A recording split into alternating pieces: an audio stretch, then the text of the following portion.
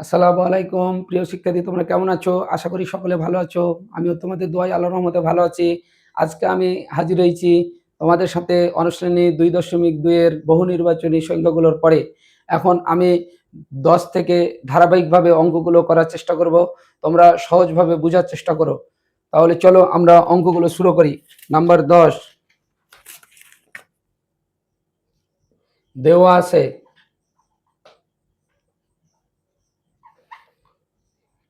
a সমান 3, 4, b সমান 2, 4,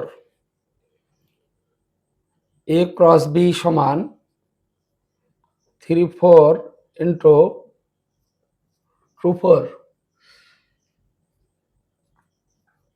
তাহলে ক্রমজোড়গুলো হবে 3, 2, 3, 4, 4, 2, 4, 4। এখন আমরা যদি রিলেশনটা তৈরি করি, আমাদের শর্ত হচ্ছে x গ্রেটার দেন y, অর্থাৎ r সমান, আমাদের এখানে লক্ষ্য রাখতে হবে অবশ্যই y x এর মান y থেকে বড়, অর্থাৎ এখানে x এর মান হচ্ছে 3, y এর মান হচ্ছে 2, অর্থাৎ 2 এর থেকে 3 বড়, অর্থাৎ y এর থেকে x বড়। তার মানে আমাদের এখানে গ্রহণযোগ্য মান হচ্ছে এটা। আবার এটা হচ্ছে x এর মান হচ্ছে 3, y এর মান হচ্ছে 4, যেখানে y এর মান বড়, x এর মান ছোট, এটা গ্রহণযোগ্য নয়। এখানে y এর থেকে x বড়, মানে এটা গ্রহণযোগ্য, এটা গ্রহণযোগ্য নয়। তাহলে আমাদের গ্রহণযোগ্য উত্তরগুলো হলো 3, 2, 4, 2।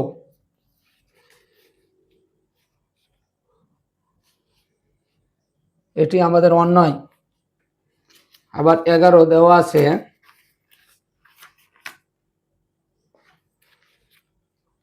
c সমান 2, 5, d সমান 4, 6, 7। অতএব c ক্রস d সমান 2, 5 ক্রস 4, 6, 7। তাহলে আমাদের ক্রমজোড়গুলো দাঁড়ায় 2, 4, 2, 6, 2, 7, 5, 4, 5, 6, 5, 7। আমাদের অন্যটির মধ্যে সম্পর্ক আছে নির্ণয় অন্যয়।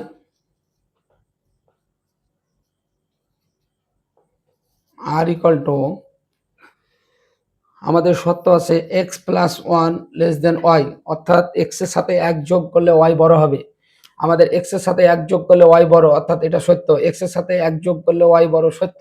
x এর সাথে 1 যোগ করলে y বড়, সত্য। x এর সাথে 1 যোগ করলে y ছোট, মিথ্যা। x এর সাথে 1 যোগ করলে y বড়, এটা সমান। x এর সাথে 1 যোগ করলে y বড়, সত্য।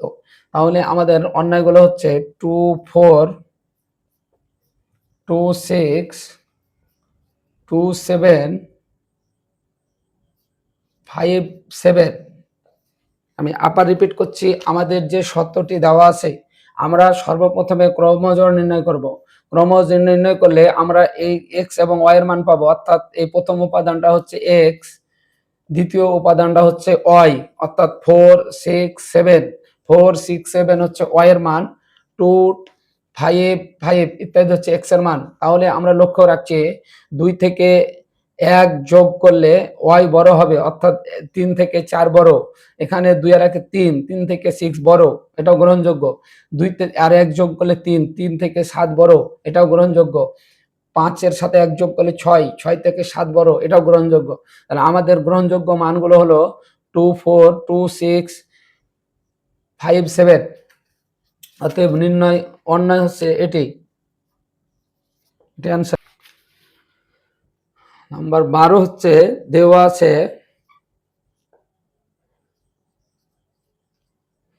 f of x সমান x to the power 4 plus 5x minus 3। তাহলে f of -1, যেখানে x আছে সেখানে আমরা -1 বসাবো, অর্থাৎ -1 all to the power 4 plus 5 -1 -3। -1 to the power 4 মানে 1, প্লাসে মাইনাসে -5 -3, অর্থাৎ -8 -7 এটা অ্যান্সার। আবার আমরা যদি 2 বসাই x এর জায়গায় তাহলে 2^4 যোগ 5 × 2 বিয়োগ 3 অর্থাৎ 2^4 16 যোগ 5 × 2 = 10 বিয়োগ 3 তাহলে আমাদের দাঁড়াবে 26 বিয়োগ 3 অর্থাৎ 23। এরপরে আমরা যদি আবার লক্ষ্য করি f অফ হাফ সমান -half ×4 যোগ 5 × হাফ -3 অর্থাৎ 1/16 যোগ 5/2 বিয়োগ 3 লসাগু হচ্ছে 16 1 যোগ 8 × 2 = 16 5 × 8 = 40 বিয়োগ 3 × 16 = 48।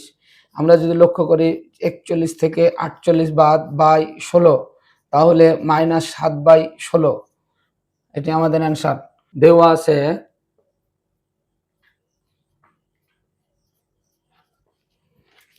আছে f অফ y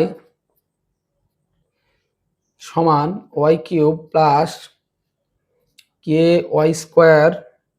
-4y -8 কে এর কোন মানের জন্য f অফ -2 সমান 0 অর্থাৎ f অফ -2 সমান 0 হলে f অফ -2 ইকুয়াল টু -2 এর উপর কিউব প্লাস কে -2 এর উপর স্কোয়ার -4 -2 বিয়োগ 8। যেহেতু f অফ -2 মান 0 -2 এর উপর কিউব মানে -8 প্লাস 4k প্লাস 8 -8 অর্থাৎ এটি কেটে যায় ইমপ্লাইজ দ্যাট 4k সমান 8 ইমপ্লাইজ দ্যাট k সমান 8/4 অতএব k সমান 2। আমরা অবশ্যই লক্ষ্য রাখবো এই 4k বাম দিকে রাখলাম, 4k বাম দিকে রাখলাম, -8k ডান দিকে নিয়ে গেলাম অর্থাৎ -8 থাকলে +8 হয়। আমরা জানি গুণ থাকলে ভাগ হয় অর্থাৎ 4k সমান 8 হলে k সমান 8/4। যেহেতু 4 × k 4 গুণ আছে সেহেতু 4 ভাগ হয়ে যাবে অর্থাৎ 8/4 সমান হচ্ছে 2। আশা করি বুঝতে পেরেছো। আমাদের নির্ণয় মান 2 অ্যান্সার। f of x সমান x³ - 6x² প্লাস 11x - 6।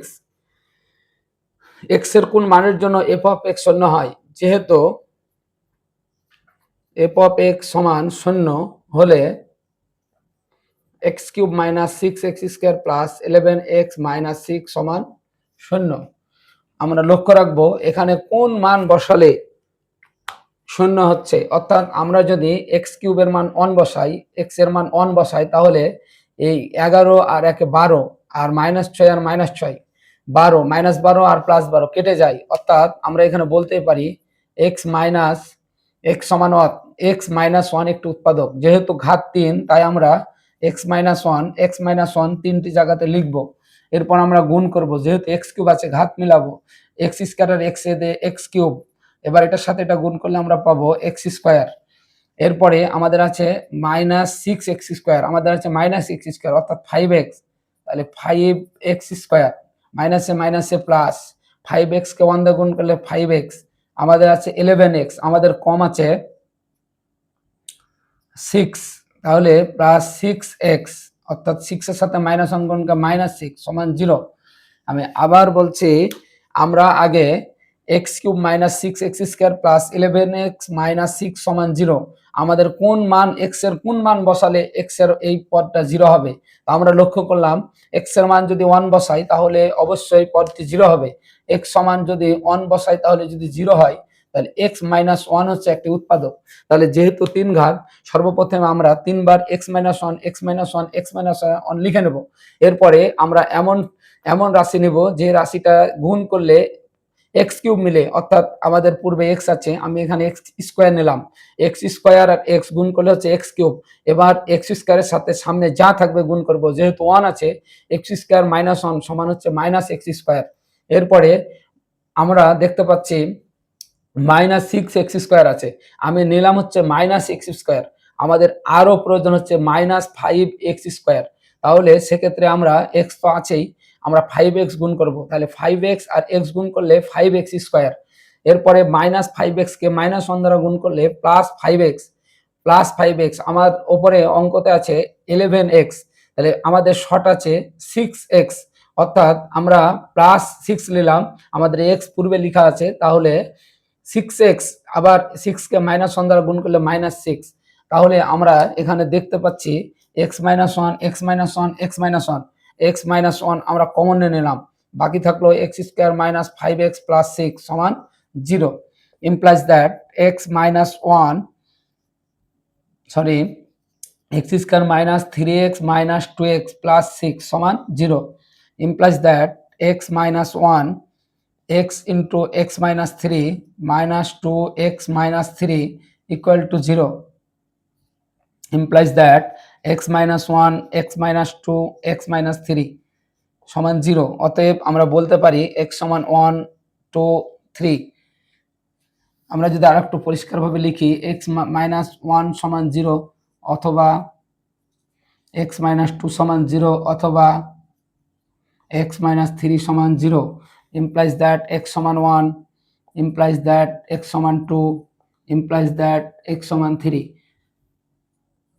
অতএব আমাদের মানগুলো দাঁড়ায় x সমান 1 2 3। নিশ্চয় বুঝতে পারছো x এর আমাদের 1 2 3 এর জন্য অবশ্যই f of x মানটি 0 হবে। তোমরা অবশ্যই বুঝতে পারছো 15 নম্বর অঙ্কটি অনেক গুরুত্বপূর্ণ, তোমরা অবশ্যই ভিডিওটি দেখে কয়েকবার 15 নম্বর অঙ্কটি চর্চা করবে, আশা করি তোমাদের ভালো হবে।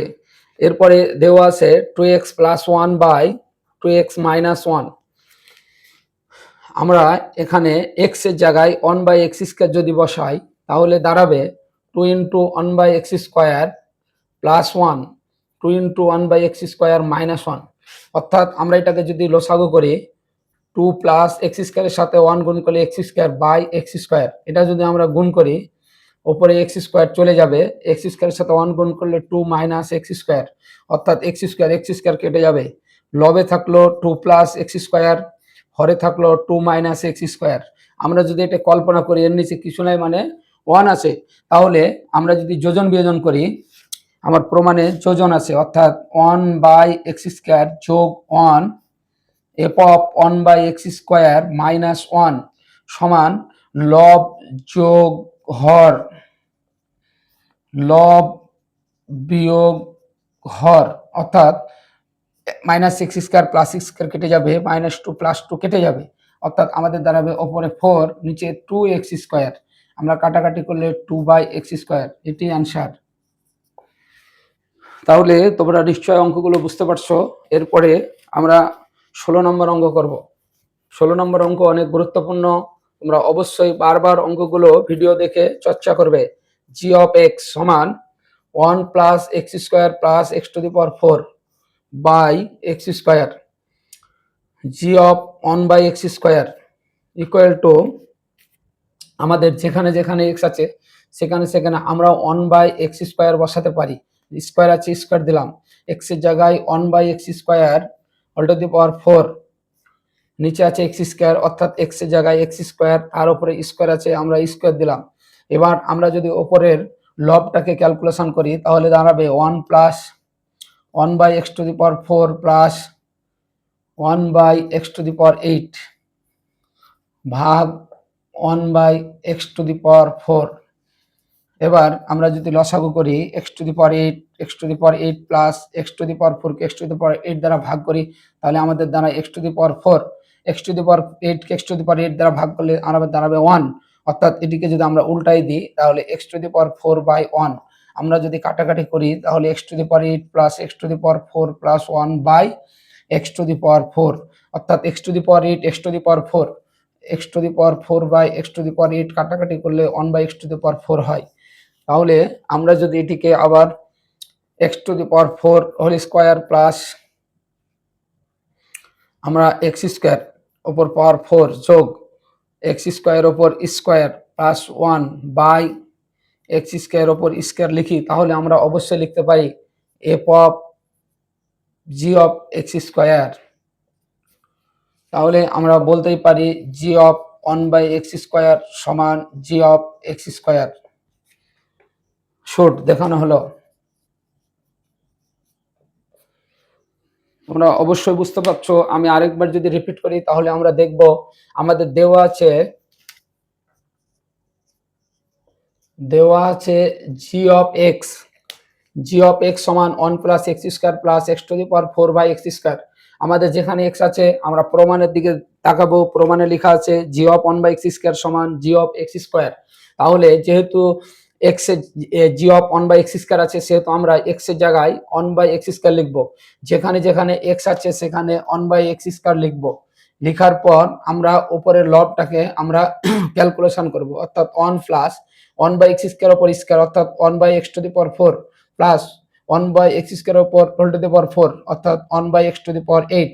আমাদের হরে আছে 1 বাই এক্স স্কোয়ার উপর হোল স্কোয়ার, তাহলে সেক্ষেত্রে আমরা ভাগ দিয়ে আমরা লিখতে পারি 1 by x to the power 4। এরপরে আমাদের লসাগু করলে দাঁড়াবে, আমাদের লসাগু হরে x to the power 8, x to the power 8 কে 1 দিয়ে গুণ করলে এক্স টু দি পাওয়ার 8 হয়। এক্স টু দি পাওয়ার 8 কে এক্স টু দি পাওয়ার 4 দ্বারা ভাগ করলে এক্স টু দি পাওয়ার 4 হয়। এক্স টু দি পাওয়ার 8 কে এক্স টু দি পাওয়ার 8 দ্বারা ভাগ করলে 1 হয়। আবার এটা ভাগ চিহ্ন থেকে গুণ চিহ্ন নিয়ে আসলে x to the power 4 by 1 হয়।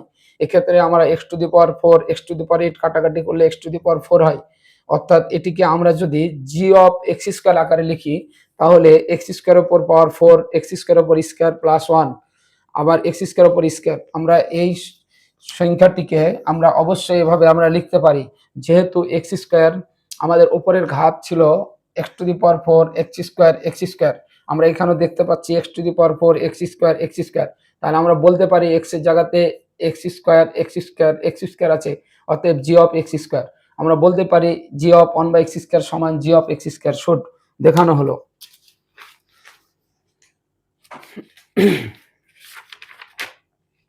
এরপরে আমরা যদি 17 নম্বর অঙ্কটা দেখি তাহলে বুঝতে পারবো।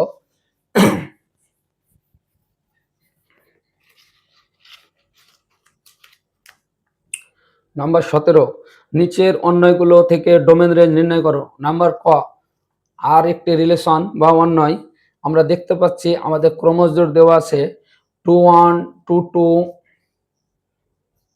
23। তাহলে ফাংশনটির ডোমেন, তাহলে আর ডোমেন হচ্ছে প্রথম উপাদানগুলোকে বলা হয় ডোমেন, অর্থাৎ 2 হচ্ছে ডোমেন। আর রেঞ্জ হচ্ছে 1, 2, 3। কোনো অন্যায়ের অধীনে কোনো ক্রোমোজোরের প্রথম উপাদানগুলোকে বলা হয় ডোমেন আর দ্বিতীয় উপাদানগুলোকে বলা হয় রেঞ্জ, অর্থাৎ 2, 2, 2। আমাদের প্রত্যেকটা ক্রোমোজোরের প্রথম উপাদানটা 2, তাহলে আমরা 3টি 2 না লিখে একটি 2 লিখবো, অতএব ডোমেন হচ্ছে 2। এবার রেঞ্জ, দ্বিতীয় উপাদানগুলোকে রেঞ্জ বলা হয়, অর্থাৎ 1, 2, 3। তাহলে আমাদের রেঞ্জ হবে 1, 2, 3। আশা করি বুঝতে পেরেছি। এভাবে খ এবং গ প্রথম উপাদানগুলোকে ডোমেন এবং দ্বিতীয় উপাদানগুলোকে রেঞ্জ বলে।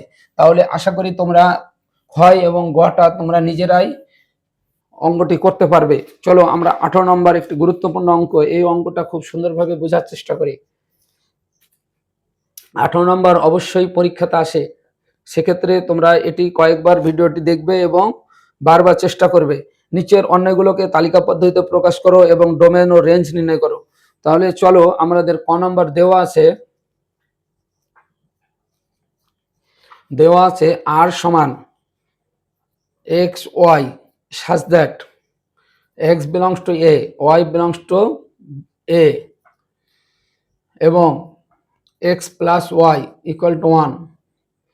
আমরা লক্ষ্য করলে দেখতে পাচ্ছি আমাদের a এর যে মান আছে -2, -1, 0, 1, 2, সেক্ষেত্রে আমরা লক্ষ্য করছি যে x এর উপাদানও এর ভিতরে সীমাবদ্ধ, y এর উপাদানও এর মধ্যে আছে।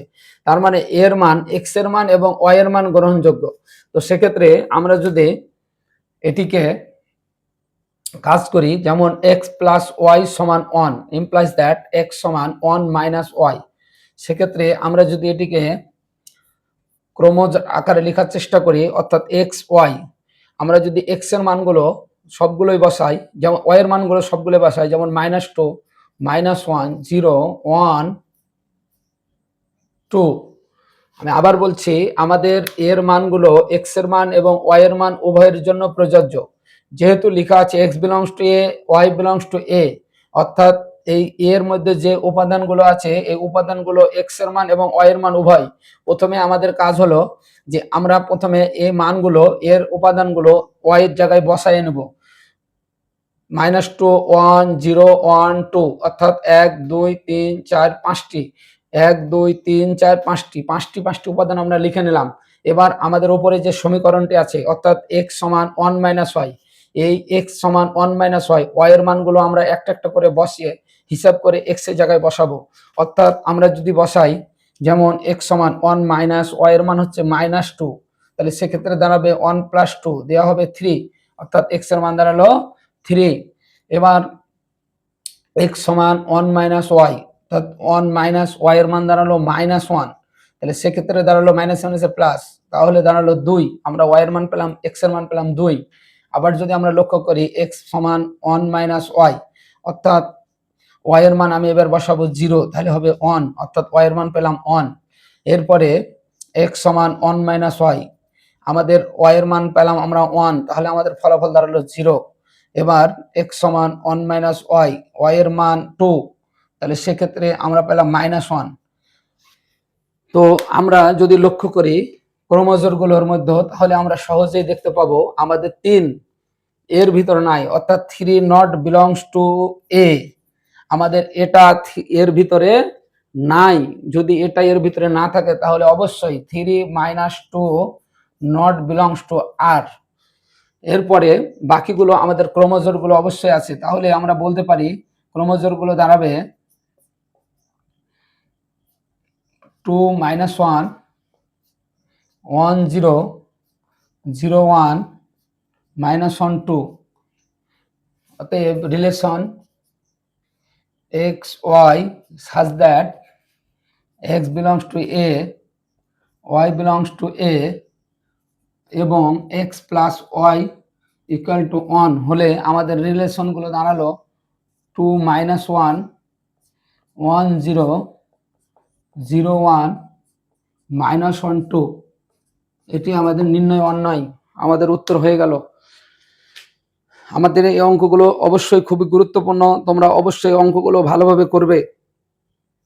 এরপরে আমাদের 18 নম্বর অঙ্কটি আমরা ছক কাগজে স্থাপন করার জন্য কিছু স্থানাঙ্ক দেওয়া আছে। আমরা যদি লক্ষ্য করি তাহলে ছক কাগজের বিন্দুগুলো তোমরা অবশ্যই ছক কাগজ ম্যানেজ করে বিন্দুগুলো বসাবে। যেমন -3 2 0 -5 1/2 -5/6।